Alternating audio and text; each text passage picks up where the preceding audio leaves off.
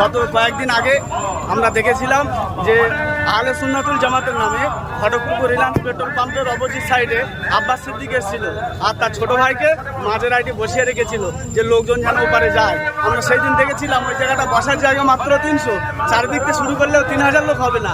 আর আজকে শওকত মোল্লার ডাকে এই ভাঙড়ের রাজপথে আজকে 30 থেকে 50,000 লোক জমায়েত হয়েছে, আপনারা দেখতে পাবেন মিডিয়ার মাধ্যমে। ঘাড়ে চেপে বসে কারা? আমাদের বিধায়কের আগে বলেছে যে ঘাড়ে চেপে বসে বাঁদরেরা, বাঁদরের কাছ থেকে কারো ঘাড়ে হট করে নিয়ে আসে। তো বাঁদর যদি হয় মানুষকে ঘাড়ে চেপে পড়বে, আর ঘাড়ে পড়ুক আর মাথায় পড়ুক। ভাঙড়ে তৃণমূল কংগ্রেস 26-এ জিতছে, জিতবে। যে কাউকে তো কাফের বলা যায় না, একজন মুসলিম হয়ে আর একজন মুসলিমকে।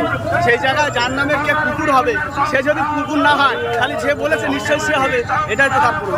আপনার পরিচয়? আমার পরিচয় চালতেবেড়ি আজিজের মেম্বার 148 নম্বর বুথে মোহাম্মদ শামসুর রহমান। অসংখ্য ধন্যবাদ।